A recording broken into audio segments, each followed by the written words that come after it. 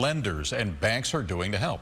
Consumer investigator Jason Knowles is getting the answers for you tonight. Jason. A federal bill is offering some protection, but much of this will depend on what type of mortgage you hold.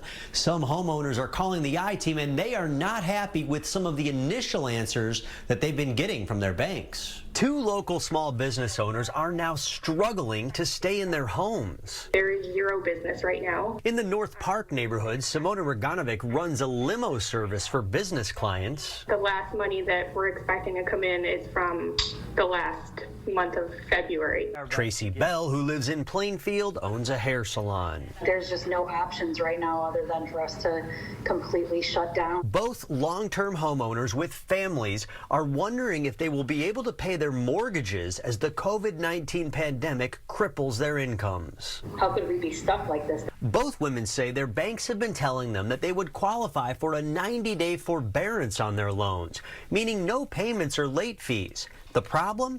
On day 91, they both say they were told they would have to make all 3 months of those payments in one lump sum. And on day 91, will you be able to pay that? No chance. If I don't have it now, I'm certainly not going to have 3 months worth in one lump sum. The recently passed Coronavirus Aid, Relief, and Economic Security Act, or CARES, requires only federally backed mortgages to grant a forbearance of 180 days and an additional 180 days if the homeowner can prove financial hardship. Bell says she just found out she may now qualify, but Roganovic says her loan is not federally backed, so she will not.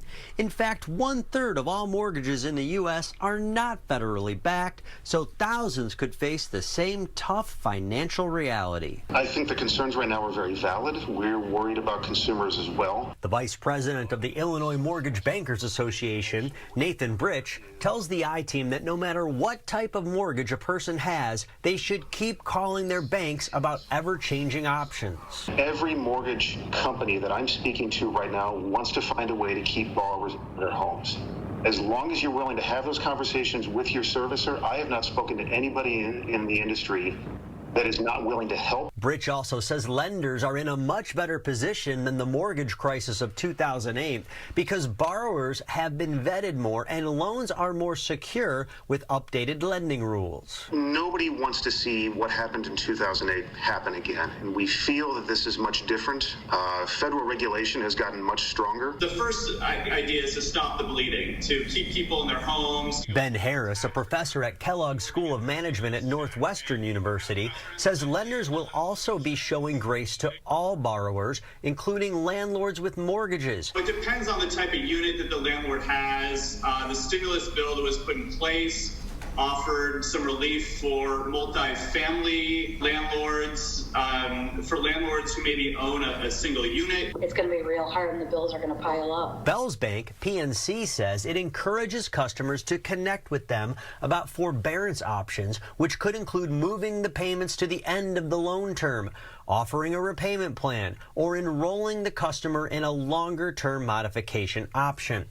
Roganovic's bank, Chase, says it's working with customers like her and that a 90-day forbearance offer is an immediate measure, but there could be other options down the road. It's just all these big questions that people are going to have to deal with on top of all this other stress. Just, no job, no income. If you're in this situation, you should start reaching out to your bank right now. Because of the influx of calls, you should try online first. And remember to document everything, including all documentation showing and supporting the fact that you are out of work due to the COVID-19 pandemic.